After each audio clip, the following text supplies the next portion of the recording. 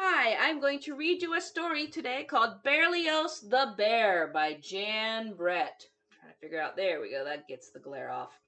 Um, you can see he's holding this instrument called a double bass on the front. It's like a really big violin, and it's very low. Alright, so Berlioz the Bear. Zum zum buzz, zum zum buzz.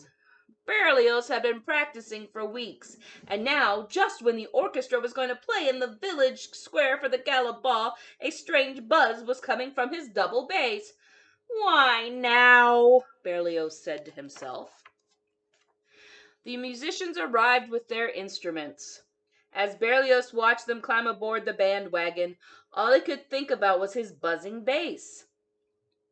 What if his bass buzzed during the ball? What if the dancers stopped dancing and laughed at him? Zum, zum, buzz. Zum, zum, buzz.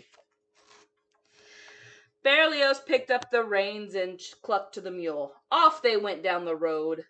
He was so worried that he didn't see a hole in the road ahead. Suddenly the wagon lurched to a stop. The front wheel was stuck in a hole. The mule took one look back, sat down, and yawned. Uh-oh. "Oh dear," said Berlioz, as he tried to get the mule to stand up and pull the bandwagon out of the hole. "What can we do? We'll be late for the ball." "I'll help you," said a rooster who was passing by on his way to the ball. "I'll just tug on the rope and pull you out," he bragged. The rooster pulled and pulled, but the mule stayed put. A tabby, that's a kind of cat, who had been watching from the top of a fence, spoke up smugly. "This isn't a job for a featherweight," he purred. "I'll do it for you." And he took a hold of the rope and pulled, but the mule wouldn't move. "Oh my," said Berlioz, "we'll never get there in time." "Everyone put on your concert tailcoats so we'll be ready to start as soon as we get there."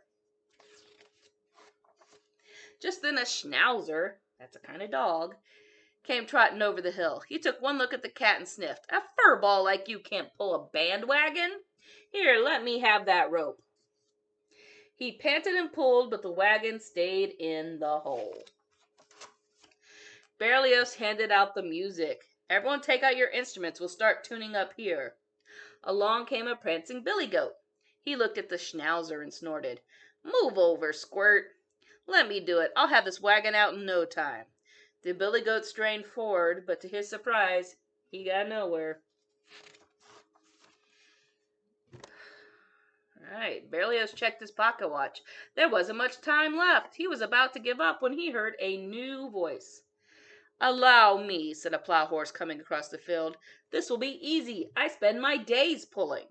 But even the plow horse couldn't move the mule. So now we've got a horse, a goat, a dog, a cat, and a chicken all trying to move this mule. And it ain't working. Berlioz tugged at his ears. It was almost time for the ball to begin. He looked around and saw a large ox lumbering toward them. "Everyone tune up. Here comes someone who can pull us out." "You're saved," roared the ox. "The poor plow horse, means well, but only I am strong enough to pull a bandwagon full of musicians." Is he saying we musicians weigh a lot? He twisted the rope around his horns and gave a mighty tug. The animals held their breath, but the mule wouldn't budge. The clock on the tower started to chime 8 o'clock. "Oh no," Berlioz shouted. In desperation, he pulled his bow across the strings, and to his dismay, he heard zum, zum, buzz, buzz. All the musicians turned to look at the buzzing double bass. Out of the bass shot a very angry bee. There he is. It had been disturbed once too often. The first thing it saw as it flew out of the bass was the hind quarters of the mule. Buzz.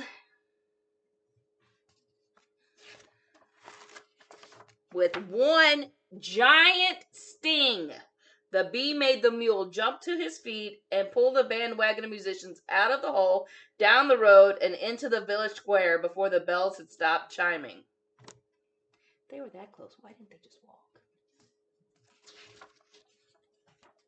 The audience roared. "What an entrance!" they cried, and the orchestra, already dressed and tuned, began to play.